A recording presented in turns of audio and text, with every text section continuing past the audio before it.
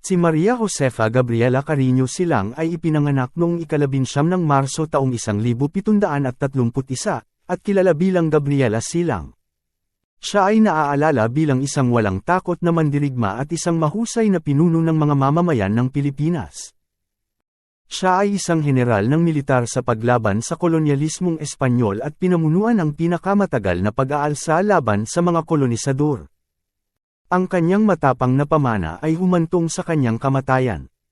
Ang alaala ng mga aksyon ng Gabriela ay patuloy na gumabay sa kababaihan at kalalakihan sa pakikibaka laban sa imperyalismo. Si Gabriela ay anak ng isang Ilocano na magsasaka na naninirahan sa ilalim ng kolonyal na pamumuno ng mga Espanyol sa Pilipinas. Sa daan-daang taon, pinamunuan ng Espanya ang Pilipinas sa pamamagitan ng sapilitang paggawa, labis na pangungulekta ng buwis at pagbabayad ng mga tribute. Ang 3 siglo ng kolonyalismo ng Imperial Spain ay hindi basta-basta tinanggap ng mamamayang Pilipino. Hindi bababa sa 300 makabuluhang armadong pag-aalsa laban sa malupit na panunupil ng mga Espanyol ang inilunsad ng mga katutubo ng Pilipinas. Unang ikinasal si Gabriela sa isang mayamang lalaki noong siya ay 20 taong gulang.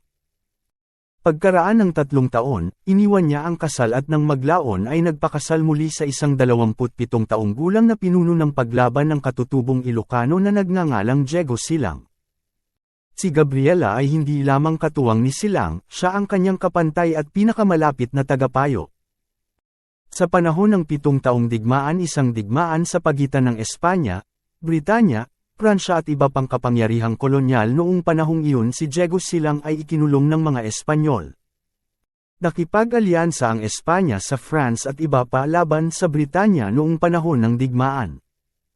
Sinusubukan ng Britanya na bawasan ang imperyo ng Espanya at sinalakay nito ang Pilipinas. Nakulong si Diego Silang matapos niyang imungkahi sa mga awtoridad ng Espanya na tanggalin nila ang tribute, buwis sa kolonyalista, at palitan ng mga opisyal ng Espanyol ng mga katutubo. Nagboluntaryo siyang pamunuan ng mga puwersang Ilocano laban sa mga British. Tinanggihan ng bagong hinirang na obispo katoliko ng Nueva Segovia ang kanyang panawagan. Ang pagkakulong ni Diego Silang ay nagdulot ng pag-aalsa ng mga Ilocano. Matapos siyang palayain, muli niyang ginising ang kanyang mga tao na kumilos. Naputol ang kanyang pagsisikap nang siya ay paslangin ng isang taksil na binayaran ng simbahang katoliko. Kasunod ng kanyang kamatayan, ganap na pinamunuan ni Gabriela ang paglaban.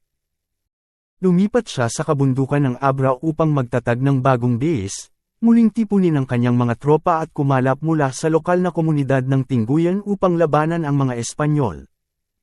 Pinamunuan ni Gabriela ang grupo ng paglaban sa loob ng mahigit 4 na buwan bago nahuli. Siya at ang humigit kumulang 100 lumalaban na mandirigma ay pinatay ng mga kolonisador noong ika-20 ng Setyembre taong 1763.